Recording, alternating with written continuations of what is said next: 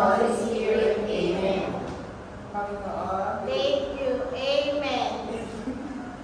Please say your favorite food when I call your name for attention. Okay po. Mendoza. Laswak po. Nunez. Chicken. Kuya. Nuggets. Atul. Avocado. Okay. Do you remember what we tackled last meeting? Yes, Nunez. About Cusco. Yes. I have here, this is your prize. I have here some pictures and please tell me what's this and what it's used for, okay? Yes, Lando. Flashlight po. Para po pagbalin. Okay, very good. Yes, Mendoza. Yes po, teacher. Used for? Ginagamit po siya sa hindi po sa mga sasakyan. Yes, Kuya. Long nose po. 4 wires po siya. Very good. And this one? Yes. Stand up. Driver po teacher. Para po sa mga review. Very good. And this one? Yes. Pati po. Electrical tape po. Panikit po sa mga wiring. And last one is, yes, Lucas. Ano po? Negative positive test na po. For, Pag-test po siya ng negative preparatory. okay. Very good. I'm so happy that everyone remembers our last lesson. We proceed. I have here some envelope, and each envelope have cutout pictures that we will arrange to create a picture. Each group will have one envelope each, and then after that we will post a picture on the board. Okay? Leaders, come in front and get your envelopes.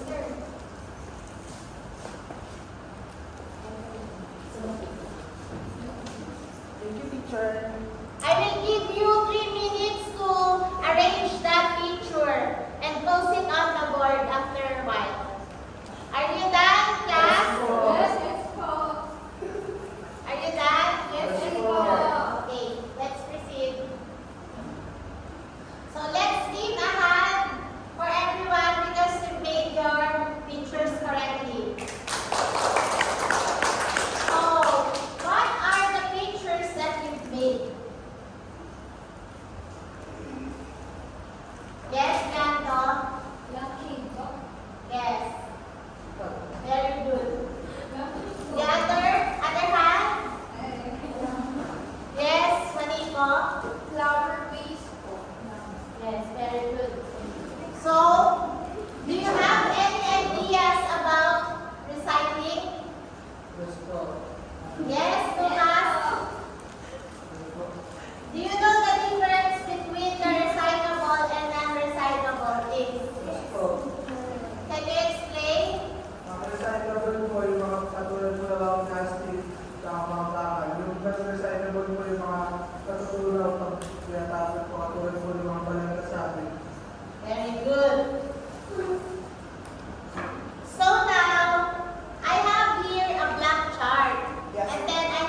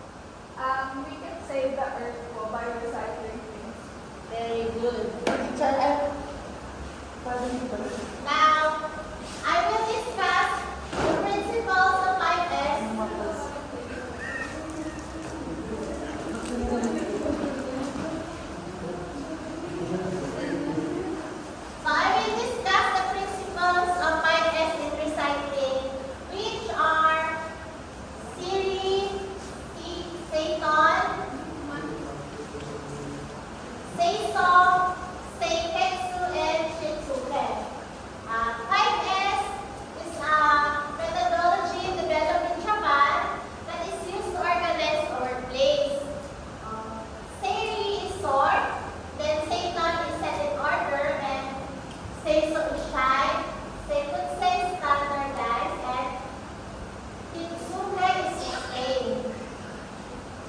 Sorting involves the separating waste materials into different categories, such as plastic, metals, glass, and paper.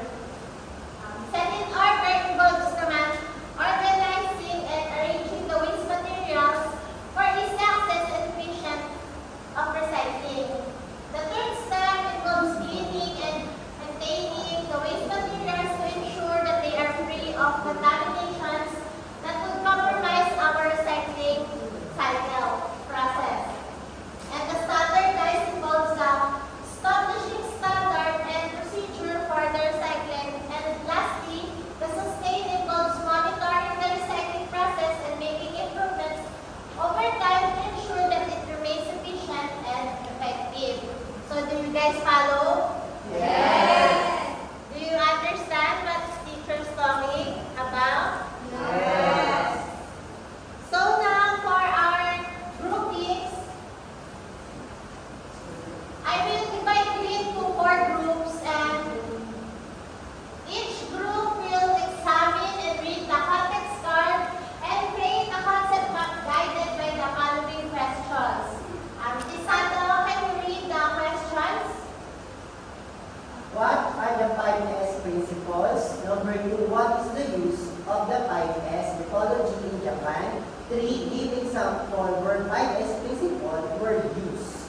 So, here is the rubrics in grading your concept map. First is the concept. If all the questions were answered and showed complete details of the concept, it will be graded 70.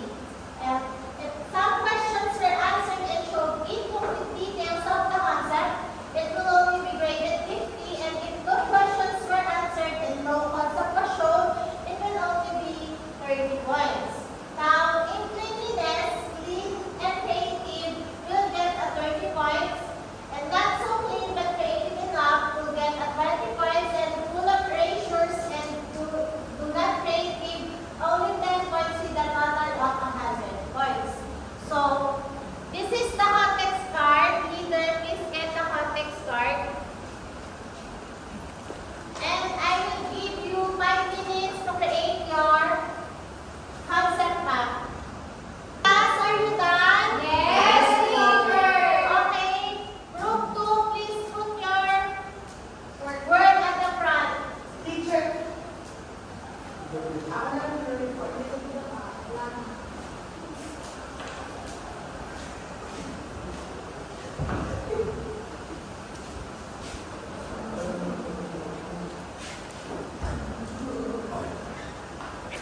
And kindly report it in front of your classmates. So, number 1 po, teacher, is what are the 5 principles? The 5 principles po is Seiyuki, Seiton, Seiso, Seikatsu, Shitsuke, and the number 2 is what is the use of the 5S? The use of the 5S is it is used to organize a workplace so that there is enough space to work efficiently and effectively. And lastly, what is the use of the 5S? Manufacturing industries, school, hospitals, and government offices. Class, did the group to answer the 3 questions? Yes. Very good. Let's give them a round of applause. Good job. Did you understand what we tackled earlier? Yes. Can you explain how important recycling is in minimizing our waste? Yes, po. Yes, please explain. Ano? Mahalaga po siya, teacher, kasi po, dahil pag nag-recycle tayo, mababawasan po yung global warming sa rin. Ay mababawasan din po yung pagputrabaho po lang kasi yun po yung sumisirahan sa rin. Kaya maganda po recycle po. Yes, very good.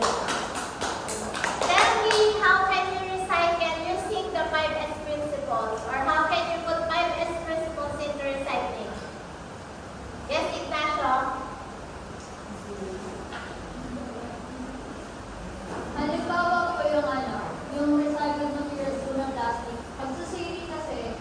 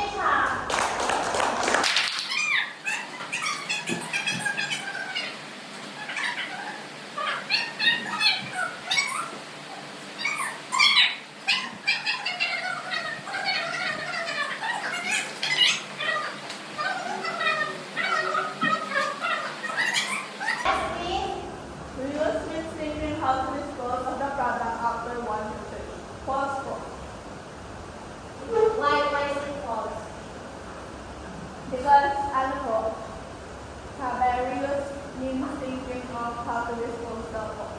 Eh, hindi naman po siya i-dispose. So, gagamitin siya ulit. Okay, very good. Answer.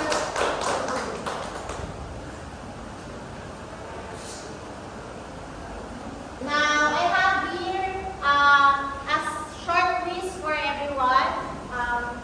Please answer this. You will only have 5 minutes to answer this one. Okay, pass the paper. Pass it the paper. Pass the paper.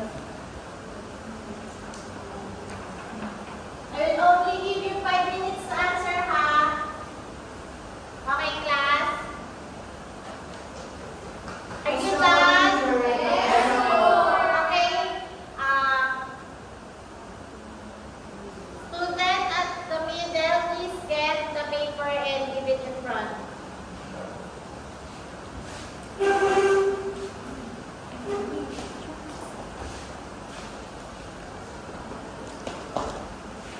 Thank you. Do you understand our topic for today, class? Yes, teacher. Teacher, so happy that you understand what can happen today. So, teacher will give you a project. Mendoza, can you read the instruction? Make your own recycled product using available materials that you have used to create microwave to a excellent product. Submit it before the end of the further period.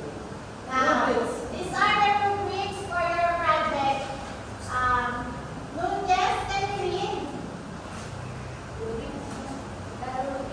The rubrics in your project. Creativity and resourcefulness. 50, cleanliness, 30, time management, 20, total 100. Yes.